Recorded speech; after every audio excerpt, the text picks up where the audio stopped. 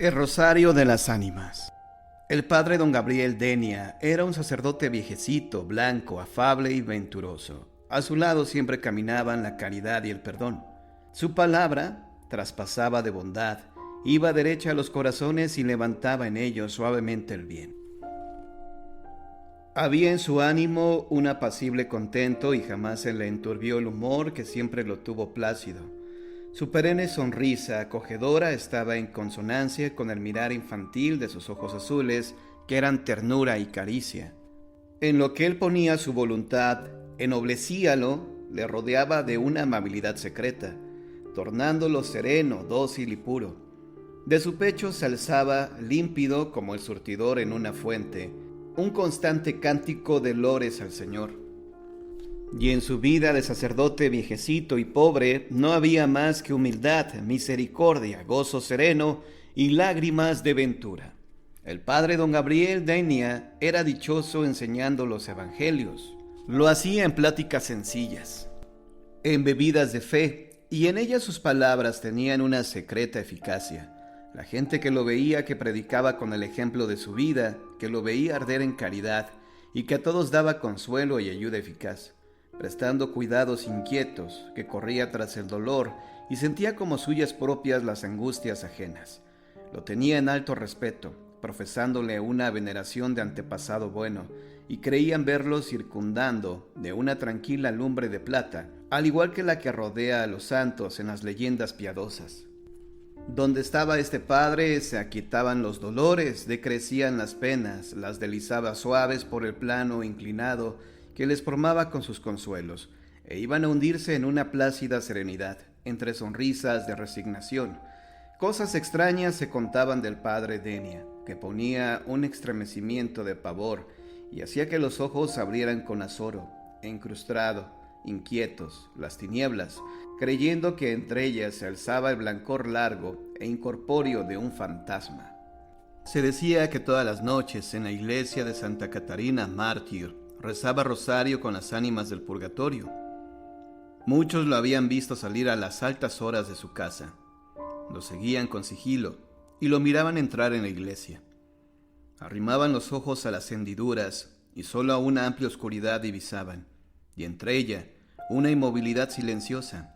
¿Qué iba a hacer ahí el padre Denia y a la medianoche? Era lo que todos se preguntaban intrigados con asombro en todas las tertulias de la ciudad.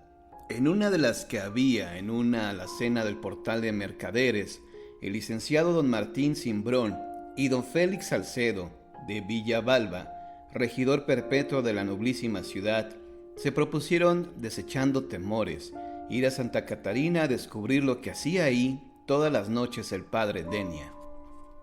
El licenciado Cimbrón y el regidor Salcedo de Villalba, ya cuando quedaba lo último de la tarde, se fueron a ocultar en un confesionario de Santa Catarina. Poco a poco la sombra invadió la nave y rebasaba espesa por las ventanas. El silencio de la iglesia se intensificó con el silencio de la calle. De tiempo en tiempo entraban en él unas campanadas lejanas, trémulas y claras.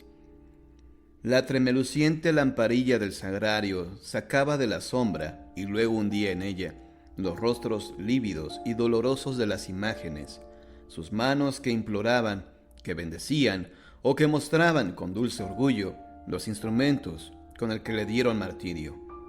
Se desdoblaba el vuelo sinuoso de los murciélagos, flotaban ecos sutiles de suspiros, una lechuza chillaba presagios en el cimborrio, y por una de sus ventanas se veía saltar inocente, blanca y azul, una estrella. Pasaron horas y horas, por fin cundieron por toda la ciudad graves, lentas, las 12, las temerosas 12 de la noche. Rechinó una puerta, la de la sacristía, y salió una sombra que fue avanzando lentamente hacia el altar mayor, con pasos leves, silenciosos. La lamparilla veladora descubrió que era el padre Denia, poniéndole en la cara su luz amarilla. El licenciado Cimbrón y el regidor Salcedo de Villabalba sacaban las cabezas de sus escondrijos, embelesados de curiosidad. El padre Denia estaba arrodillado. Se puso en pie y entre sus manos saltó la luz de una pajuela y fue a encender con ella 4 velas en el altar.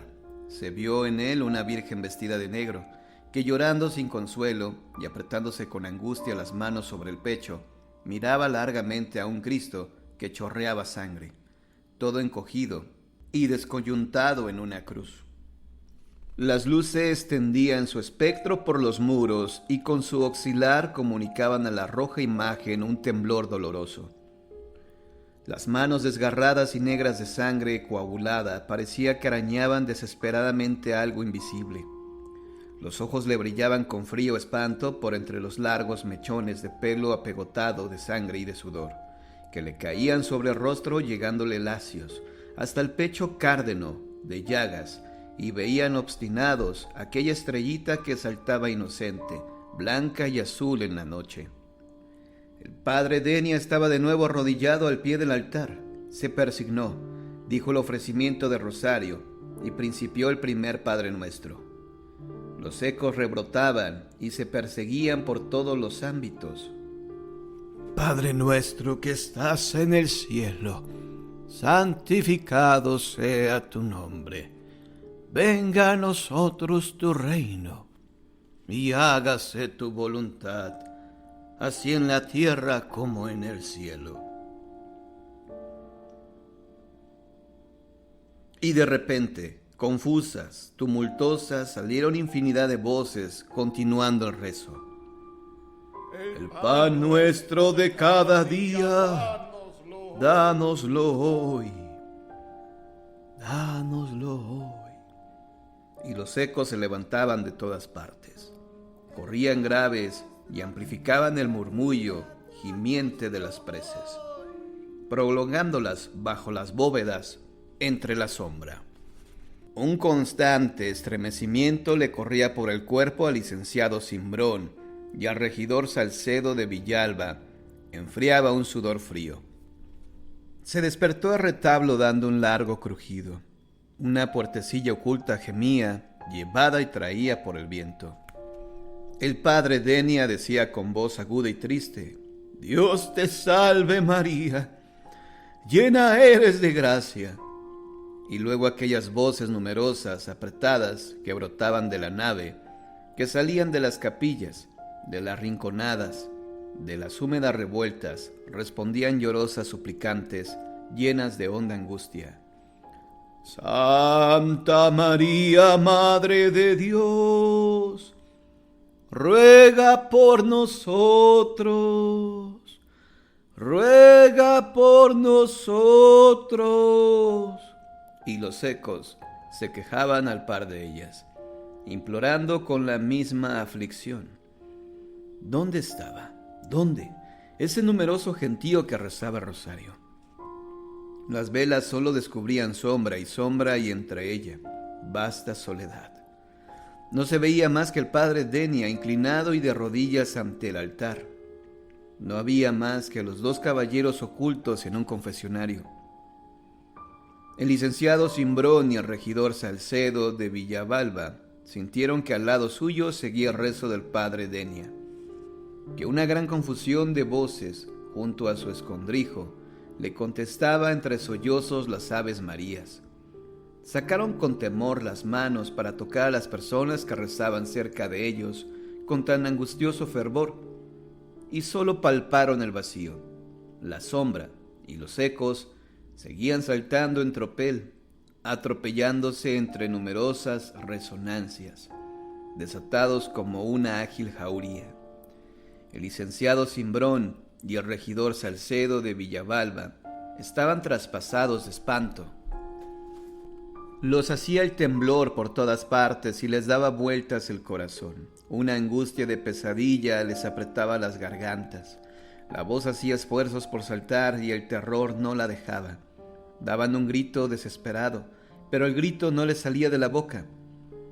En esto vio el regidor Salcedo de Villalba que todas las imágenes empezaron a bajar de los altares, que iban lentas, rígidas, solemnes, por la nave, arrastrando su manto secular de silencio, y que se ponían después espectrales detrás del padre Denia, y entonces, sobre la clamorosa confusión de las voces que rezaban, Se tendió anhelante el grito que al fin logró escaparse de la boca del regidor y se fue a clavar en toda la oscuridad de la iglesia, en la que se quedó vibrando, trémulo, como saeta en el blanco.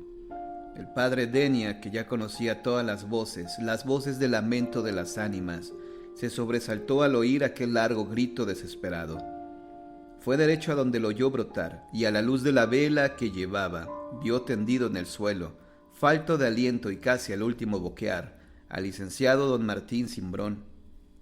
Y en el confesionario, todo encogido, demudado, con los ojos pávidos, y en un vivo temblor, a don Félix Salcedo de Villalba. Les hablaba con afable dulzura el padre Denia, y no respondía a ninguno de los dos caballeros. Pasaba por ellos sus manos marfilinas, y no se movían. Estaban amortecidos y fuera de sí. Salió apresurado a la calle y al poco tiempo encontró a una ronda, y los alguaciles le ayudaron a llevar a sus casas al licenciado Cimbrón y al regidor Salcedo de Villalba.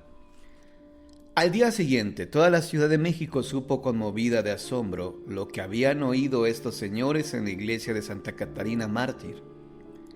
El regidor Salcedo de Villalba muchos días estuvo anegado de espanto, con el alma helada, combatido de innumerables perplejidades. Le venían frecuentes desmayos y quedaba después, por mucho tiempo, sin espíritu, enajenado y robado de sí, y por fin llegó al trance postrero. Se le acabó la vida, pues desde que cayó sin sentido en la iglesia de Santa Catarina Mártir, la muerte lo fue corriendo, siguiéndolo como casa segura que tendría que recoger. Tampoco el licenciado Cimbrón se escapó a la enfermedad. Luchó con ella largo tiempo y estuvo muy a lo último, pero quedó al fin con la vida, y aún más silento, trashojado, arrastrando los pasos, fue una mañana a pedir un hábito al convento de San Francisco. Como lima sorda roían en sus días las angustias. Él quiso retirarse a la paz del claustro y consagrar a Dios lo que le quedaba de existencia, arrepintiéndose entre lágrimas de haber querido oír lo que no debió haber oído nunca, el rosario de las ánimas. Al padre don Gabriel Denia toda la ciudad lo veía con temeroso respeto, y él seguía, afable y silencioso, derramando la ternura de su corazón.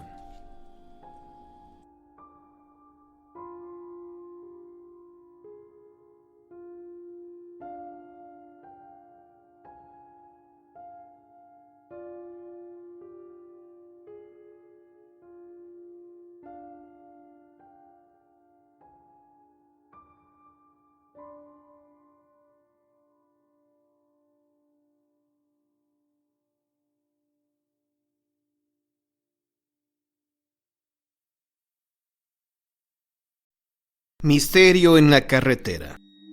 El domingo vamos a ir a un lugar muy bonito que les va a encantar, nos dijo mi papá un día.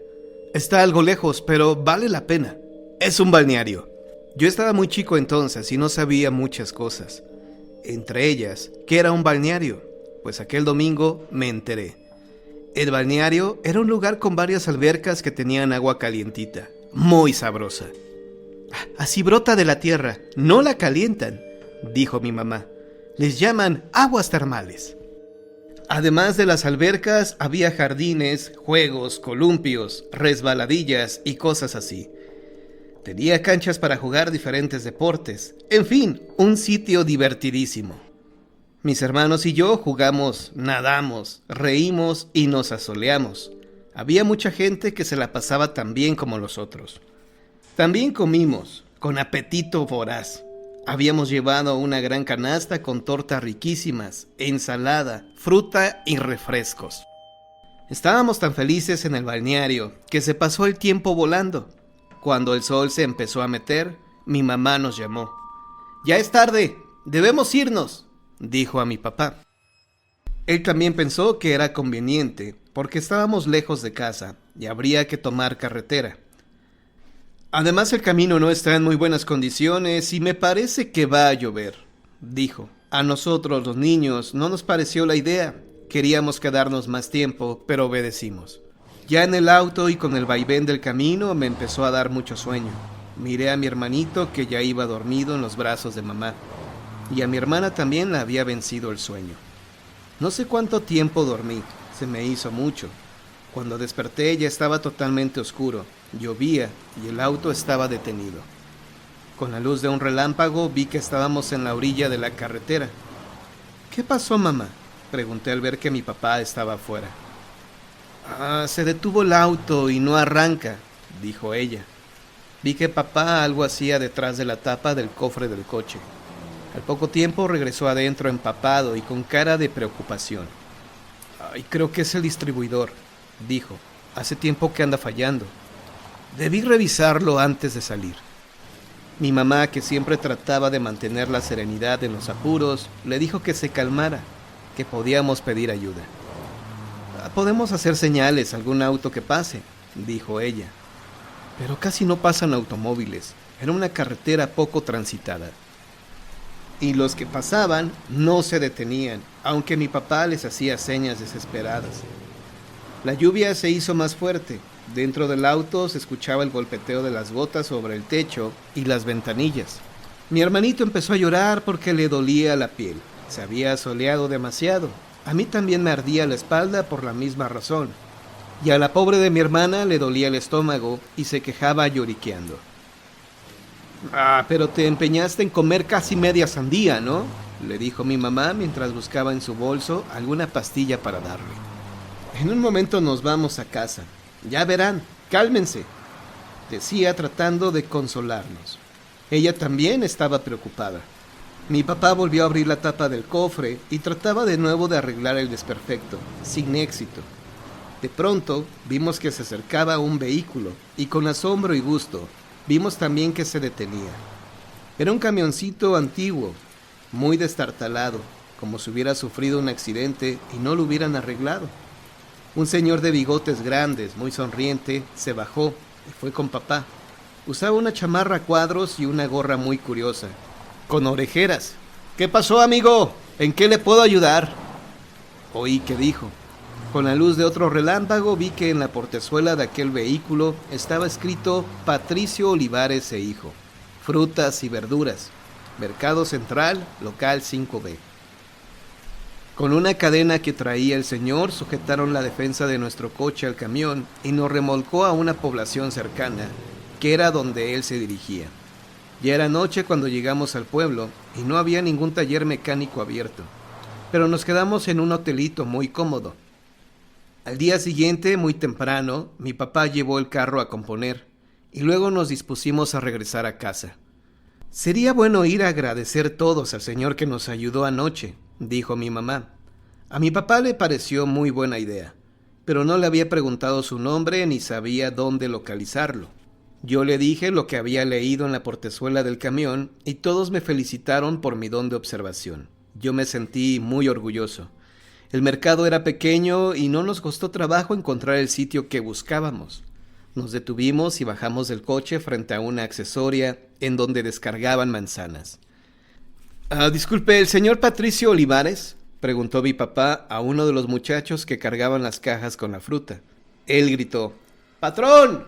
¡Lo buscan! Un hombre joven con bigotes salió del fondo del negocio y sonriente se acercó a nosotros algo extrañado. ¿En qué le puedo servir?, preguntó. Mi papá le explicó el motivo de nuestra visita. Estamos aquí porque deseamos agradecer de nuevo la ayuda que nos brindó su papá. Supongo que es su papá, ¿no?, dijo mi madre. El hombre ya no sonreía, tenía el rostro pálido. Mi papá falleció en un accidente de carretera hace 20 años, dijo muy serio. Luego nos platicó que muy cerca del lugar en donde nuestro coche se descompuso, su padre había sufrido una volcadura fatal y perdió la vida. Nos mostró una foto del señor y, en efecto, lo reconocimos. Era el mismo que la noche anterior habíamos visto. Nos fuimos de ahí desconcertados, subimos al auto y en el camino de regreso a casa íbamos callados, cada quien con sus pensamientos. De repente mi hermana preguntó, algo asustada: «Mamá, ¿fue un muerto el que vimos anoche?» Fue un alma buena, hija», contestó ella. y luego nos pidió que dijéramos una plegaria por el ser que nos había ayudado, sea del mundo que sea. Fin.